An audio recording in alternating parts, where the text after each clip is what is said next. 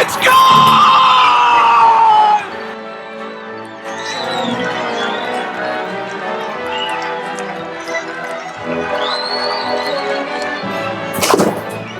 His first career home run!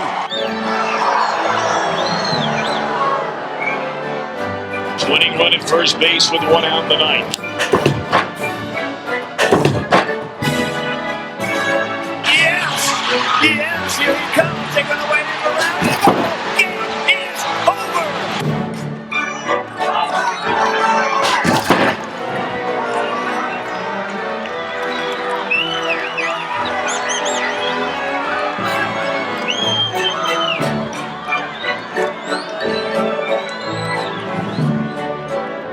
It's out of here! Out of here!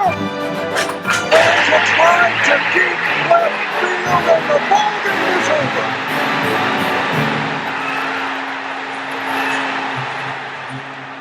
Go Tigers.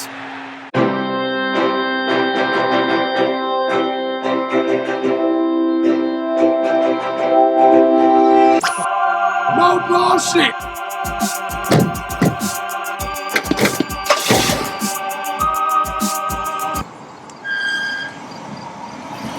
No bullshit!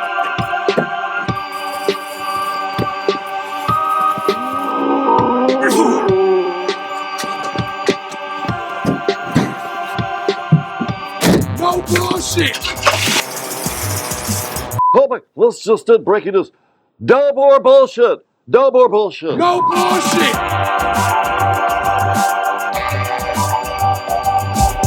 Yes, indeed. Happy April 8th, 2022. Welcome back, baseball fans. Let's go, Detroit Tigers. Opening day. 2 years of COVID. We finally got an opening day, and shout out to the San Quentin State Penitentiary Why? in Alameda County, I noticed your jersey. California. Yeah, San Quentin also has 2 baseball teams Yeah. inside. Okay. Every game's a home game in San Quentin. They have a real murderer's row. They have Literally, the Giants, yeah. and they have the A's. Okay. And like in true American fashion, the Giants being the San Francisco team, that's the team the white guys play on. And the Oakland A's, that's the black and the brown guys. Still segregated. Okay. And if you wonder what the Native Americans do, they play with the Giants. Lacrosse? Racist. Hey. What? This is not appropriate. Let's keep it nice. Call them a... No, it's what? It's true. Native Americans but invented people don't lacrosse. like the truth, Charlie. Yeah, There's sensitive to it. Well, if you don't like the truth, you're in the wrong fucking place. And before we get to it, listen, here's what we're going to do. Listen to the program to the entire end. If you're listening and you want to see it, we got special report from comedian Detroit Red, reunited with No Bullshit Hour alumni Chicken Joe DeMarco. Hey, all right. Visit on opening day down at the ballpark today. That's going to take us out on the show. It's a beautiful piece. You like it? I love it. I think it's wonderful. Yeah, Red's in his wheelhouse. Good turnaround too. Nice little buddy thing. Our director of photography, Byron Goggin, he did the open. He got down early today and just got that thing in. Man, we are rolling. You are jealous, media. You are jealous because we have the queen of the political scene, Karen Dumas. Hey, Charlie. That's it. Where's the energy? It's here. That's it. Well, we'll get to it. But first, let me just tell you, give me a little appropriate open a day music, would you? Nice. What goes with baseball? I'll tell you what goes with baseball. Hot dogs. What's the best hot dog besides Wade McCree? Yes, that's American Coney Island at the heart of downtown Detroit at Lafayette and Michigan. That's where you're going pregame. That's where you're going postgame. Open all season long. The home. The creator of the American Coney Island dog, proprietary chili, proprietary sausage dog, onions, Vidalia onions, mustard. Never, ever ask for ketchup unless you're under 10 years old. Well, what's up? It ended. You want me to start over again? Yeah, fix that in post. I was all into it. And listen, if you're homebound, you're out of town, Yeah. you're looking to get down, you go to AmericanConeyIsland.com and get the Coney Kit. 12 of these babies delivered right to your door. That's AmericanConeyIsland.com. And of course, as always, ADR. Call Barry at Ellen Tuck over there. You need your business done. You need construction, deconstruction. You need to get the project rolling because it's stuck. It might be the man in your pocket. It might be the foreman on the job. Get it done right, on time, on budget, for almost any business need that has to do with not pushing paper. Nice. That's Barry Ellen Tuck at, where's my glasses? 248-318. 9424. Yeah, you do the numbers. That's Good. teamwork. I don't have my glasses. And of course, our good friend Luke Nowacki. I don't know about you, man. I'm thinking about getting into bread futures. I'm getting into foodstuffs. That stuff's, we'll talk about that. Get ready for food to go up. Oh, this is the inflation in the world in general, and now the war is really, really gonna, you think prices are high now? Do you know that fertilizer's up 1,000%? I did know that. I know there's a lot of fertilizer being manufactured over there. Yeah, well, you need natural gas. Mm-hmm. Who pumps out natural gas? Ukraine, Russia. Yeah, who's got sanctions? Russia. Okay. The Chinese are the world's biggest producer of phosphates. You need that for corn. You need that for rice. But the Chinese are on the rope, so they're not exporting phosphate. Uh-oh. See what I'm saying? All of these things you can't possibly know because you're busy doing right by your people. You're getting up, you're going to work. You're the lunch pail crowd. You're my crowd. You let Luke Nowacki help you with your personal finances, tailored to your needs and your risk desire. Give the number of our friend Luke Nowacki. 248-663-4748. Luke Nowacki! That's it, man. That guy's a fire plug in his pants. yeah, oxygen tank. You know what I mean? Like, hello, Luke Nowacki. Hey, Charlie, I'm telling you, I tweeted this yesterday. People better move their money. And this guy, laid out some issues he was having. He said, explain your tweet. I said, you just did. He was talking about how difficult it was putting his hands on his money. People have to figure this out. It's not going to be pretty. Look how wise Karen is to be tweeting financial news. I told you, that's the queen of the scene. And who's the king of the mortgage industry? That's right. That's David Hallmore. Do we have his effort? Oh, yeah, the video? Yeah. Did we? Well, this was not rehearsed or set up. No, it wasn't, but you can, I'll just tap dance here. Yes, but as soon as we tell you about, David Hall tells you about himself, we put together a public service announcement for you. Here we go. You ready? Yes. Hi, I'm David Hall from Hall Financial. Choosing between a 15 or 30-year mortgage can be difficult, which is why we offer the Modern Mortgage, a flexible term that's customized for you. 866-CALL-HALL or chat with us online at callhallfirst.com. What's he mean, flexible for you? You got to call to find out. That's what I'm saying. I thought it was 15 or 30. I don't know. I like modern mortgages, though. I like something flexible to me, like everybody's, like Karen's tweeting. Everybody's tweeting all of a sudden. Yet you don't know. No. That's why you call David. What do you got for me? It's an uncertain time. You call David Hall. We'll do a little checkup on you. 100. And also, in the midst of the show, we will have an update from the Ukraine from Taras Petro, who's out there in his Hummer with Michigan plates, ferrying people A swing. across the war zone. What's that? He's on a swing. Swinging. Yeah. I didn't see. He dialed in, and I'm like, I don't want to know where he is today. I don't want to know about a towel rack. I don't want to know if he's in a sauna. I don't want to know. He's already breaking the rules. Yes. That way I can yell at him fresh. But here's a public service announcement for those of you who know that we're in the midst of a very hot governor's race, and you might not know all the characters. So we took time to create a quick cheat sheet that might be of some entertainment value to you because we all like movies. Do we have an intro for our new segment called the public service announcement? Yeah. How about this one? Okay. It's perfect. I was thinking more of this. This is probably better. Oh, that's perfect. Wow, Mark. I'm really getting your A game. Hey, it's something. All right, look here, y'all. I wish Will Smith would come to Michigan to accept an award because we need somebody to slap some life into this rotten tomato of a governor's race. Considering the price of admission we've had to suffer in Michigan over the past 2 years, we deserve some glamorous people, some serious people. We deserve more than an empty ensemble of gaslighters and snake oil salesmen who make the Wild Wild West look like art house cinema. Listen to our crop of candidates, both Democrat and Republicans. They're not saying anything. They read from boring scripts that have no plot.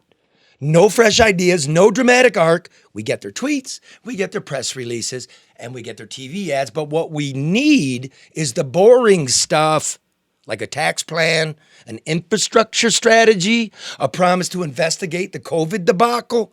We need people who understand the everyday concerns of we the people. But this crew of B-listers offers no roadmap to anywhere. For her part, Gretchen Whitmer is reciting lines from her latest fantasy film entitled COVID 2020. That wasn't me. She channels Meryl Streep, but comes off like Ethel Merman.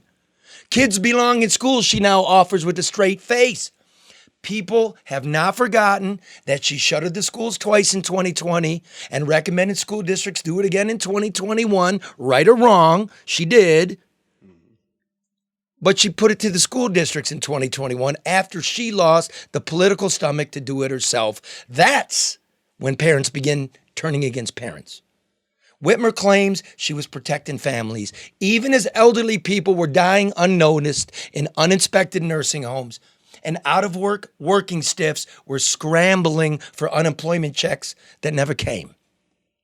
Whitmer now claims to be bipartisan, yet it took the Michigan Supreme Court to force her to relinquish dictatorial control over the state. Her accomplishments, she says?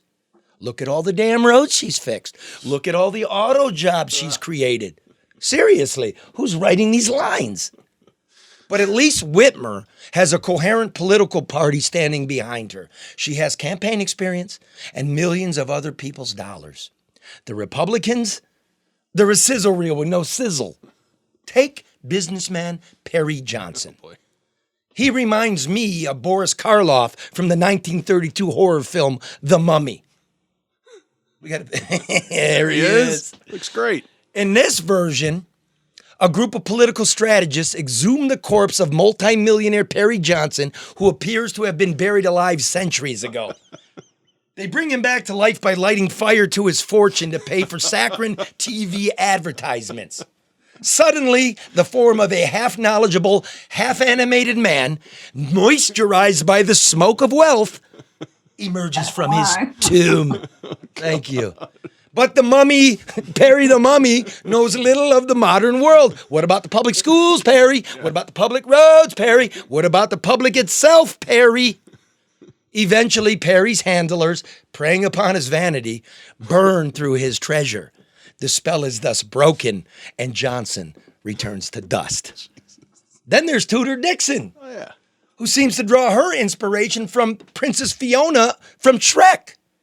Dixon sits patiently in her isolated tower, running a competent yet uninspiring campaign, waiting for someone to notice she's actually up there. She dreams of an orange ogre who will one day scale the wall that Mexico will pay for and free her from the curse of obscurity. This will be accomplished with the sweet kiss of an endorsement. And last week, Trump did in fact give a shout out to Dixon at his Macomb County rally. He said nice things about her, shook her hand, even took a photo. But he teased her. He never consummated the marriage with the endorsement. Instead, Trump boarded a private jet and flew back to the land of Far-Far-a-Lago. It seems that even Trump, the Willy Wonka of GOP politics, is bored with Michigan. Hollywood James Craig was also at the Trump rally, but the Don didn't mention him. Trump, it is said, believes Craig lacks the physical stature, that means he's short, or mental energy to fly the plane. And Craig's campaign does appear to be on autopilot and quickly losing altitude. The robo-chief cannot speak coherently about infrastructure either, or tax policy, or election fraud, or even his personal position on abortion. So thin are his thoughts on current events that Craig might actually think it is now illegal to teach the word thespian to Florida kindergartners. What Craig does talk about ad nauseum is how he busted heads during the summer of Floyd while he was the chief of the Detroit police. Craig's floundering campaign reminds me of his time as the top cop in the Motor City. A merry-go-round of command staff skippered by a boss disinterested in the details. A man who simply pretends bad things aren't happening. Now, in the role of Best Supporting Actor, there is Garrett Soldano, a.k.a. Dr. Strange. The chiropractor from Kalamazoo seems to be living in an alternate universe where the vaccinated are the ones spreading the coronavirus. This intellectual vacuum where COVID is just a cold. Somebody needs to tell the Silver Surfer, you can't ride the pandemic wave if the tide has pulled back to the ocean. Now, Soldano's biggest competition in the category of runner-up may be Kevin Richie Rich Rinke, the suburban car salesman who was sued for peppering the workplace with a generous sprinkling of the N-bomb. Rinke's catchphrase is devilishly simple. The American dream is under attack. And he's right. I mean, everybody, like everybody, should be able to inherit their daddy's car lot, blow millions of dollars on a vainglorious and vacuous governor's campaign, only to be reduced to handing out plastic cups of beer in the parking lot of a Trump tailgate. Now, political observers anticipate the race for Michigan will be a national blockbuster. But if the opening act is any indication, we're in store for a real stink bomb. Now, spoiler alert. Okay? Mm-hmm. With the way this group of Republican challengers is acting, we're in store for Gretchen, the sequel. And you know how that movie played out. Well done. Hey, Charlie, I like that. We give it, what, 2 thumbs up, Mark? Yeah, and no bullshits. Two thumbs up and no bullshits. I give it the 2 middle fingers up. That's good. Because this is a mess. It's a total mess. I don't know how you get behind any of them. Karen, what's our wish? Like, I mean, listen, in really simple language, you have to talk to these numbskulls. How do you, what do we want? How do you get them focused and how do you make them human? You know what, Charlie, the thing about it is that they don't have to be, because they continue to garner support and opportunities being the way that they are. I mean, and so there's nothing to make them, step up to the plate and do what they're supposed to do. The accountability isn't there on any level. Whitmer is under 50% in job approval, right? And 60% of voters, I believe in one of the latest polls I read, want somebody besides Whitmer. Mm-hmm. But Whitmer, going head to head with any of these people, should easily be. Is beating them by, 6, 7, 8 points. Yep. Meaning, here we go again, America. Yeah, and as an incumbent, she, has the opportunity to take the it's hers to lose. Let me say it that way, especially when you don't have any really strong, candidates. And she has given, in my opinion, her competition so much content that they could use, but it's just like it falls on deaf ear. They aren't running with it. In a way, it kind of mirrors the presidential election of 2020, because nobody was excited about any of those Democrats. It was just about getting the guy who is the incumbent out of there because they didn't like him. Yeah, that's about it. And a lot of people didn't know why they didn't. It was just, because now people, look at Joe Biden. That's not quite, it's not quite what we bargained for either. Yeah, it's a prisoner's dilemma. San Quentin. Yeah, it's a San Quentin dilemma. Which it's very simple. It's very simple what's going on and what happened. 20 years of the collapse of this shit called the American way of life. Great way of life, right? And we move faster than anybody. And nobody in these political parties, all these people with the money, all the hipsters running around tweeting stuff like they know anything, failed to see all of us, failed to see places like Detroit and Peoria, and, and East LA. Like, we're dying out here. So Trump, I don't know where he gets it, probably from one of his construction sites, hears this from regular people because he's totally, draft dodging Don. But he wasn't wrong. My daddy didn't dodge the draft. My daddy went to Nam, man. You know what I'm saying? Okay. So the people go for it. They pick it. Okay, the guy said it. And from the rip, you come up and it's now the fake Steele dossier. From the rip, Trump's a racist, Trump's colluding, and the regular people feel like, okay, you don't want to hear what we're feeling. And then they start. Or they feel that that's going to happen anyway, and there's going to, the people in charge are going to do whatever they want, so help us out. And then Trump, they see Trump, he personifies them. Right? You're attacking him, you're attacking me. And then it gets hard. And now we got culture wars instead of things like, well, let's look at the world for a second. Let's talk about food. Okay. A third of the bread in the world is supplied by Russia and the Ukraine. The Ukrainians aren't even planting wheat. What do you think is going to happen in Africa and the Middle East? What do you think is going to happen to you when the grain supply in the world's down by 35, 40%? Well, they'll starve, but we'll pay more. Yeah. Africa will starve. Okay, now if you're running for... Poor places will starve. We'll just pay more. Let me put this to you, Karen. If you're running for governor, what does this mean to you? Okay, let's look at Detroit. It's our biggest city. It's one of the poorest cities in America. A lot of people in the countryside of this great state of ours get food assistance. And I'm willing to help. None of my brothers and sisters are going to starve, especially not your kids. But if the price of bread goes up 30%, how do people eat? What happens to Detroit, Karen? Is anybody noticing?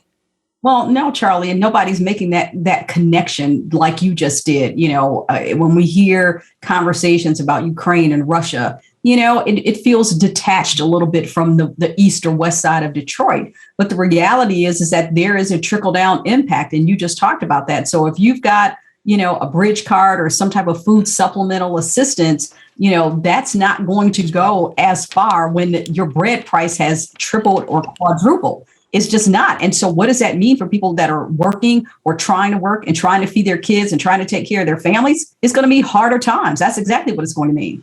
It's going to be a long, hot year. Yep. We need to be hearing about this. And not just, I punch heads together. You know what I mean?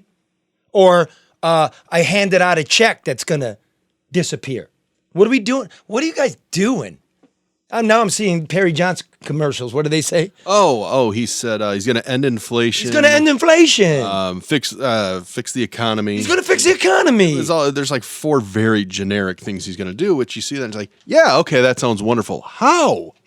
But people don't ask that though, Mark. Everybody hears like, wow, he's going to fix it. And everybody's so anxious for a solution that they embrace that. They don't think that, whether he'd said it before or not, even career politicians, they can not put a date on their kicker cards because they promise the same thing and never deliver. It's just bullshit though. Yeah, I'm sorry. Middle of the road here. Like, this is no time to be issuing tax cuts because the state was in the black this year. Bank it. Be responsible. Right? You got all this COVID dough from Biden. Yeah. Don't be handing out empty checks. Might as well build the bridges and the roads, and we're not going to have the money to do it.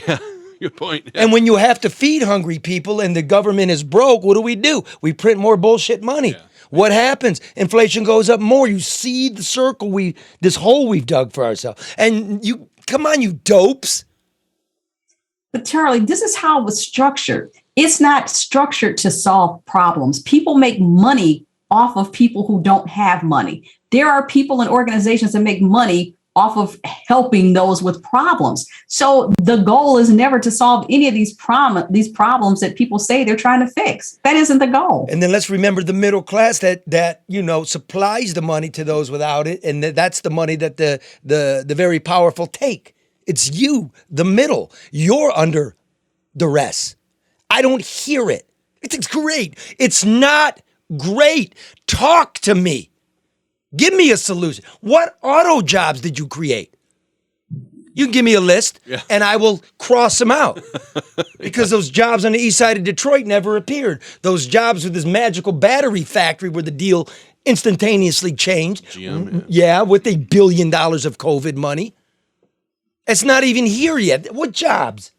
But you know what, Charlie, you're seeing a very effective PR and communications campaign, because I'm looking at another article talking about effective rebuilding of neighborhoods and increasing values. And they're talking about the land bank. But I'm saying, but you know better, but to look at it and to read it, how it's presented, and people say, oh, wow, my neighborhoods are being rebuilt. All you have to do is drive off the beaten path in this city to see that none of this is true.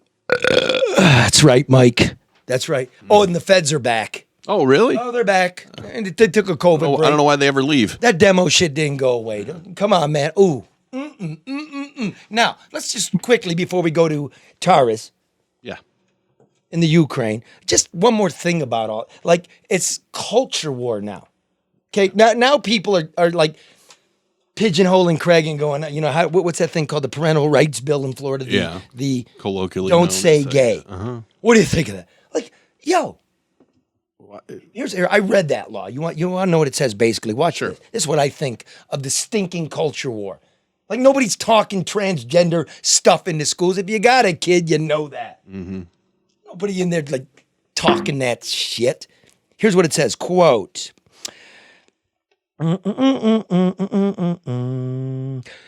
Quote, classroom instruction by school personnel or third parties on sexual orientation or gender identity may not occur in kindergarten through grade 3 or in a manner that is not age appropriate or developmentally appropriate for students, end quote. That's what the Florida law says. Yeah. Now, I'm driving to school with my daughter, 15, very smart. Mm-hmm. She says, well, then what about a family where the father's a man and the mother's a woman? By that law, you can't talk. You can't teach that. Yeah. The traditional family. You're not allowed to instruct it. Yeah. Yeah, and so if the books refer to mommy and as a woman, this you can sue on this, right? And that's always been my biggest problem is that you can sue the school district, you can sue individual teachers or like a third party who comes in and do it. I mean, talk about a major chilling effect. Right. Why even attempt to discuss anything? You can instruct it, but why even bother to attempt to discuss it? But in school, are they having these conversations in kindergarten? Are they talking, or is it the sensitivity of, hey, you're assigning a gender where there shouldn't be one. You're calling, a father a man when actually a father, in my opinion, can be a woman. Are we blending those conversations this early in school these days? No, and there's no place for it. I don't believe, but of course not. Is it really an issue? That's what I'm saying. Like, who's talking about this? You want to know what my daughter said? Here's what my daughter said, because take it from the people that are there every day. My daughter goes, Pop, the only people talking about transgender stuff and kids and is like the crazy old right-wing guy on YouTube. He's the only dude even talking about it. It's a culture war bill, and you know what? It works because there's 51% of people that agree with it. And so ask yourself, do you love it? It's not about fixing things. It's about winning the next election. To exactly. Which is bullshit. We got too much. It's noise. It's a bunch of noise, too. But it's a distraction. You think about those things are a distraction from the actual issues and problems that we should be trying to tackle. Yeah.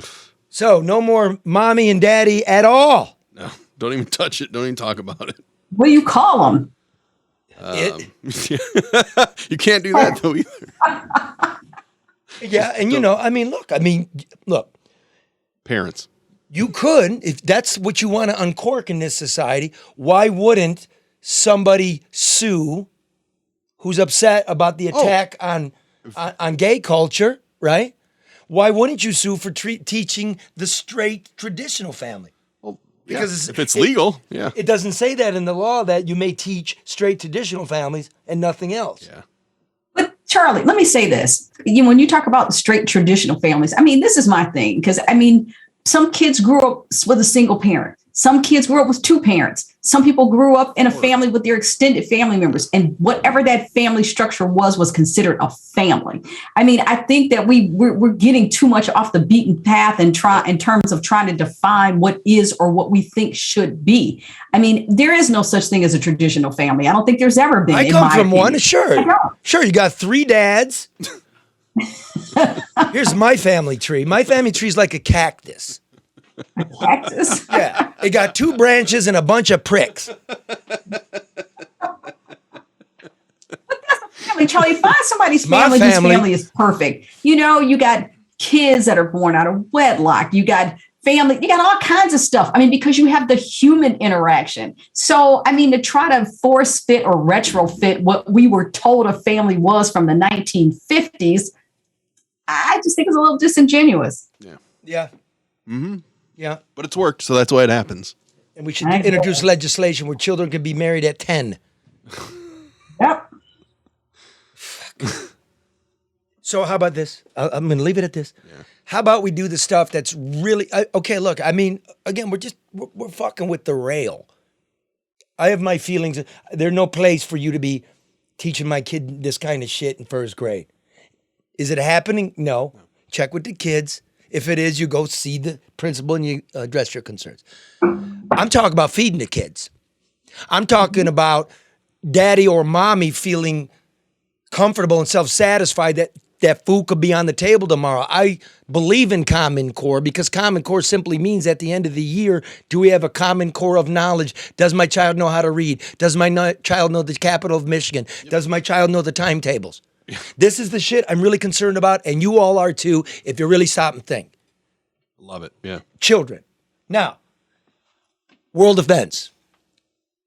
Taras, is Taras with us? Taras Petrov. I believe he is, yeah. I don't know where he is. It's going to be a surprise for you. Because there is another place now. There's a major war going on in this world that affects Detroit, Lansing, and everywhere else on the planet. Is he there? Because I can't see him. He is there, yes. What's he? Oh, there he is. Oh, look, he's. He looks like out of a baccarat engraved glass. I was outside. I was outside, but it's dark already, so I moved inside. Okay, give us the quick report, brother. What's going on? Well, this morning there was an attack in Kramatorsk,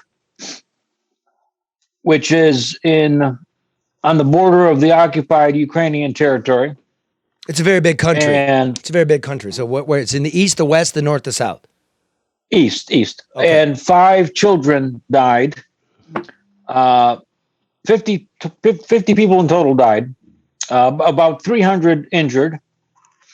It was a rocket attack. It was a rocket attack. You got to go quicker, bro. Come on. It was a rocket attack. On a train station of evacuees, right? Yes. But the Russians put out the attack happened 5 minutes before it actually happened. So they were trying to say that the Tochka missiles that the Ukrainians have were the missiles that were used. Because when the Ukrainians gave up their weapons in 94, obviously somebody had to still have them. So the Russians are now using their weapons that they have against the Ukrainians that the Ukrainians actually used to give up. Okay, now stop. Bucha, the town of Bucha, the Russians pulled back. The Ukrainian Defense Forces have moved in. What did we see? Where is Bucha and what do we know? Bucha is about a half hour away from Kyiv. The bodies that you've seen on the streets have been there for about 2 to 3 weeks.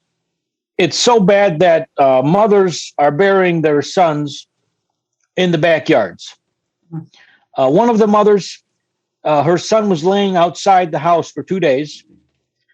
After nobody picked him up, animals started trying to from him or eat parts of his body. So she wrapped him in put him in a wheelbarrow, took him to the backyard, wrapped him in a carpet, and buried him in their own backyard. Then she put another blanket on top of the grave so that no animals or nature gets to him. Now you know this. You know this. Look, you know this because you're transporting these people. Somewhat. Not this mother in particular, but I do have a friend that her father was executed, and she's 18, and she lives in Bucha. Her brother is in America, and now I'm working with the embassy to try to get her to America as well, either under the refugee program or with humanitarian parole. We have a problem. So I'm currently working with the embassy now to arrange for that. And driving and transporting people in a Hummer from Hamtramck with Michigan plates. Which, now, we in the No Bullshit News Hour are an open book. Everybody deserves to know us, know who's giving them information. By the way, everything this man tells me, I know fully 18 hours in advance, right? Mm-hmm. What happened at the train station? The guys hit me at 4 a.m, right? Mm-hmm. What happening in Bucha? The man's sending me photographs. He's showing me children with their names written on their backs in case their parents are gone. His information is legitimate. Now, the question is, Tars, what is your real last name? Is it Petro or Nikoriak? Yeah. It's Nikoriak, because now I remember you. You're the guy from Hamtramck that runs for everything, like Wayne County Sheriff, State Senator. In fact, I found this in the archives. Here's an old campaign commercial of yours. It's quite nice. Let's play that. High quality. With the people of Ukraine, the only protection, my breastplate of righteousness, my cross. I was at the front lines of the Russian-Ukrainian conflict, and I'm ready to stand with the same weapons to protect and defend my constituents in Detroit's 2nd Senate District. I don't have 2 pages of famous endorsements, but what I do have is grace, faith, and the fear of God, and I hope in a better Detroit. Thank you for your support. Go to Tars for senator there. Now, that was like, I think, 2014. Now, in that, Tars, you're wearing a priest's collar. You are not a priest. What are you doing running around wearing a priest collar? For the family that's listening. Who said I wasn't ordained? I don't know. Are you ordained? I'm going to look it up. I am. In the Orthodox Church? Sure. I mean, I'm ordained, dude. I'm ordained. What is the Universalist Life Church? Yeah, online. Yeah. It's legit. Are you ordained at the Universalist Life Church? No. Okay. Now, did you in fact? All the Universal Life Church gives you is a business card. You don't even get that. All right? You have to print it yourself. You don't even get that. But they give you a certificate. Now, did you in fact, bro, plead guilty to a federal crime of stealing bonds from St. Andrew Orthodox Ukrainian Church in Hamtramck? I did. And you want to explain it, and then after you explain it, do you want to apologize publicly to the church? If you do that, you're absolved. Tell us. Well, I've already done that. Well, do it for us, so, because you're the family. You're the family. Hey, dude, you're on TV now. Get it out of the way. Go ahead. Did you pay the church back? So the thing is that I had to plead guilty because otherwise, with the feds, it's kind of difficult to take it to trial, whatnot. Yeah, and you're going to get 10 years if you don't plead. Yeah. Right. So exactly. So they put you kind of in a corner. Right. So if you or anybody else would have done that, you probably would have done the same thing, even though there were circumstances around the situation with the bonds. Mm-hmm. But you did. You pled. You did your time. You want to apologize. And I'm still affiliated with the church. Okay, then say, yeah, then did you apologize to the church? I did. Okay, because, I know people at the church. So do it once and for all so they know you did it. They know I apologize, and every time I see somebody at the church and they ask me about it, I always apologize. Not all the congregants, because they listen to the program. How do you think I know this? So, okay, just do it, dude. If you don't do it, I can't have in English or in Ukrainian? Ukrainian. Okay. Okay. Ви прекрасно знаєте, що це, що сталося, це було не з моєї ініціативи самої, а і за допомогою пана Денисенка, якого вже серед нас немає. І я вже йому склав свою жалобу, і вам теж. Pravda, хорошо. Okay, you understood what he said? You know what he said, Karen? That he was sorry. I hope so. But Dan Trammett gonna let me know, bro. This is a small town. Okay, so finally, bro. So you're running humanitarian missions there. Are you also maybe, trading some currency, running some weapons? I mean, Run that by me again. once a war settles in, a black market does get in. That's wartime. You maybe, changing currency, maybe hustling some weapons for the freedom fighters or anything. Negative. Shit. That would have been really sexy. Charlie, you can't do illegal stuff and admit that you're doing it. It's not illegal in a war zone. It's not illegal in a war zone. He's running it on black It's market. not illegal in a war zone. You got to get weapons to people. Hey, Karen, the real life. Let me, Charlie. Yes, Charlie, brother, I'm going to yes. interrupt you now. Go ahead. If the U.S. government held their word and they actually provided the Ukrainian army with the weapons that they say they were providing, then illegal shit wouldn't have to happen. Then people from America would not have to break international arms regulations, which is also a federal crime, and ship bulletproof vests themselves. It's an international crime, by the way. Because when I was very active in the church in 2014, when the war started, several of our parishioners, some of which are no longer with us, they asked me to inquire about the purchase of vests and shipping them to Ukraine.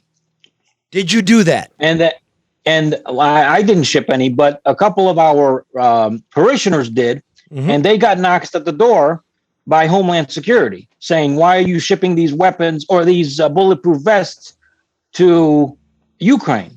So if the government did their job and gave the Ukrainians the actual supplies that the Ukrainians need to defend themselves, other people would not be committing federal crimes now as we speak. And so the point, now see what I'm trying to okay, that's where you take a breath, let Karen get in. Say this. If the government did what it was supposed to do, that same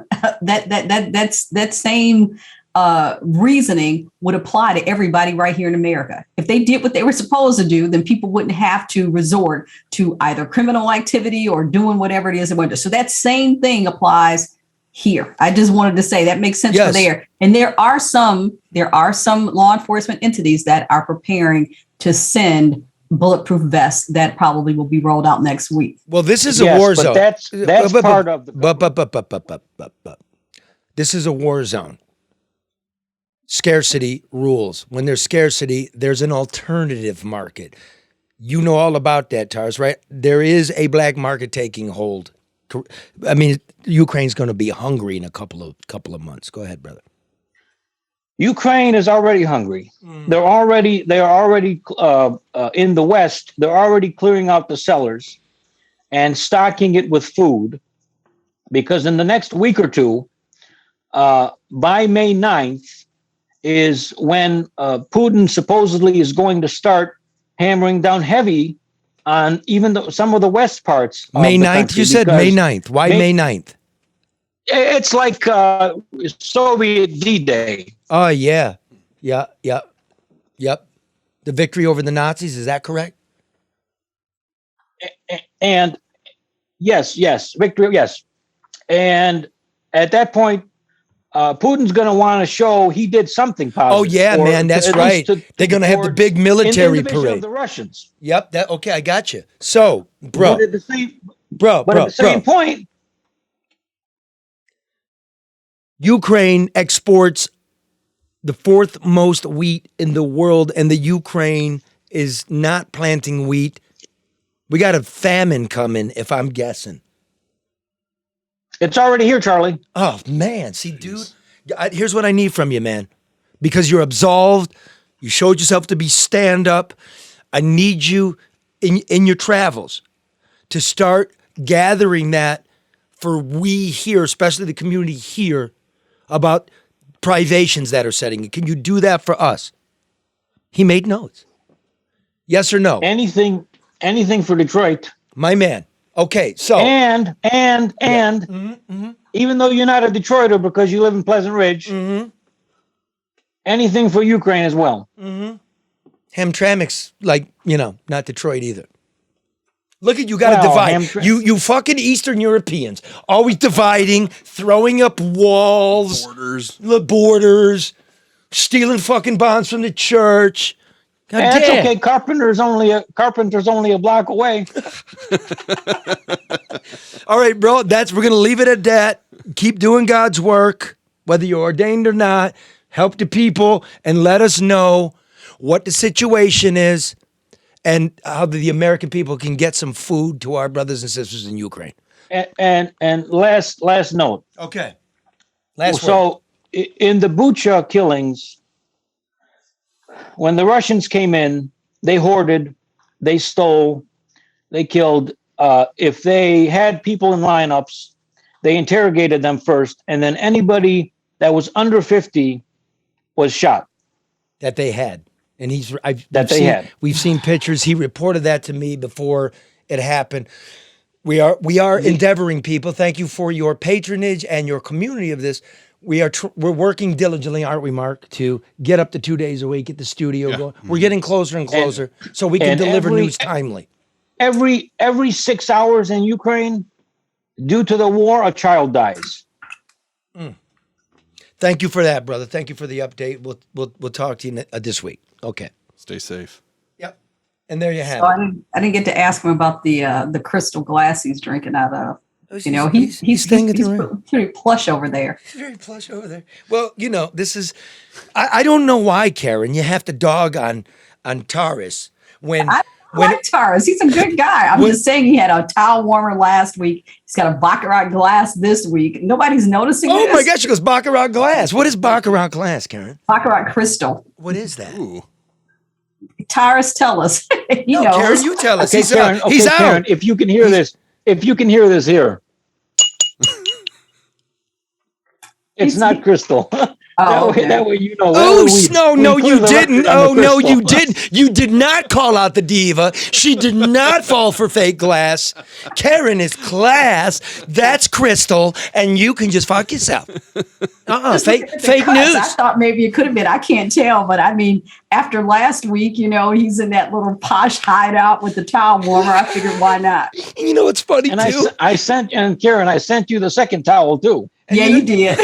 And you know what's funny is like Taurus knows what the fuck she's talking about. I know. He's like, no, ding, ding, ding. Meant nothing to me. What a couple of hustlers. Jeez, All right. Very relatable. We're moving on. All right. Joey, to throw Taurus off the show. So he can't find his way back. I bet he will. I bet somehow. by the end of this, somebody was just walking in the room. Oh, great. Now we'll want him back? Oh, no, we don't want him back. No. What an interesting background, though. He was a little surprised about that. I'm sorry, man. No, I'm glad. Karen, here's the thing. Yes. I believe a felon, when you do your time and you apologize, you get to go on in life. Yeah, you do. That's the whole purpose. A lot of people don't want to feel that way about anybody. We all make mistakes at different levels, at different points, at different, degrees of severity. But depending on what those are, I think you are entitled to go on. There are some things that are a little less forgivable than others, but, you are entitled to move on and you're entitled to enjoy the rest of your life. Yes, I can forgive stealing $70,000 from the church. Yeah, I guess you could. If you pay it back and do your time. There are people that head churches that steal more than that. So there you go. Yeah, that's a great point. Seriously. And they do it in the name of the Lord. There's a lot of people that steal from a church legally. That's my point. Yeah. That's what I'm saying. These people are running churches and they're stealing taxes. Money and, making people feel guilty. Don't go to church. It's like, I'm good. Yep. God, it's making me think of some priest jokes, but I gave those up for Lent. No. Thank you, folks, because I said we're going to be disciplined. We're going to get this show done in under an hour because you know how it goes. You go up on the internet, you're like, oh, that's over an hour. That's too long. Mm-hmm. We're not doing that. Remember, if you want to see these wonderful bits by Byron Goggin, who is a master. He's doing a great job. Deadliest Catch. Yep. What is that? The Ice Road Truckers. Yep. Like, that's that guy. He's a National Geographic stuff. National Geo. Like, we're for real. You know we're for real. You know the political world is buzzing. You know Karen is the queen of the scene. And you know that Red has just reinvented what you do when you send local news reporters to opening day. If you're listening, it's not going to be as good as watching. So go to YouTube or go to my Facebook page, Charlie LeDuff, search it. This is good. This is funny. It's really good. And I want to welcome back Chicken Joe because it was a dream of mine to have comedian Detroit Red and his sidekick, Chicken Joe DeMarco. And they finally did it. And you got to see it, even if it's dated. And I'm so proud of Red. He did a great job. He's finding himself, right? He's a much better man on the street. Actually good. You better rewatch. Somebody's going to try to steal him. Red is very good. Be my guest. Try to steal him, yeah. Steal him. You know what we're doing. Everybody knows in the business what we're doing. That this is the way to freshen it up and do it. Be amongst the people. Have some humor. Have some sadness. Call out your reporter for ripping off the church. Get the apology and let him go on. He's a character, and he's out there really doing that. Yep. Drinking not a fake crystal that Karen got tricked on. And with, no further ado, Chicken Joe and Detroit. Comedian Detroit I told him to get rid of it. Yeah, he needs a... You know why? Because Detroit Red was also what they call Malcolm X. And I'm like, you don't think there was a Detroit Red before Malcolm X? Yeah. This guy said, it's Detroit Red and Chicken Joe. Buddies again. Thank you, and we will talk to you next week. All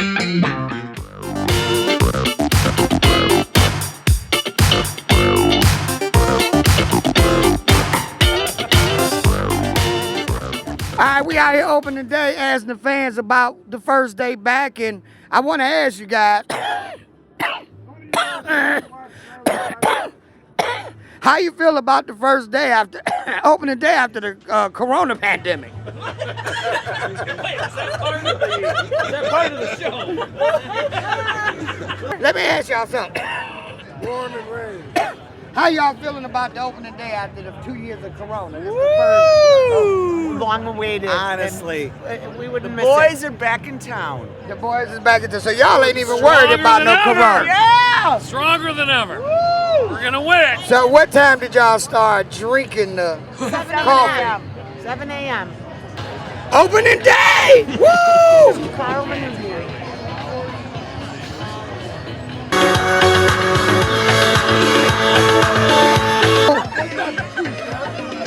I think this here ain't got too much rhythm for you, Chicken Joe. Hold on. You actually telling me you're standing here looking at this chicken and you're craving some thighs.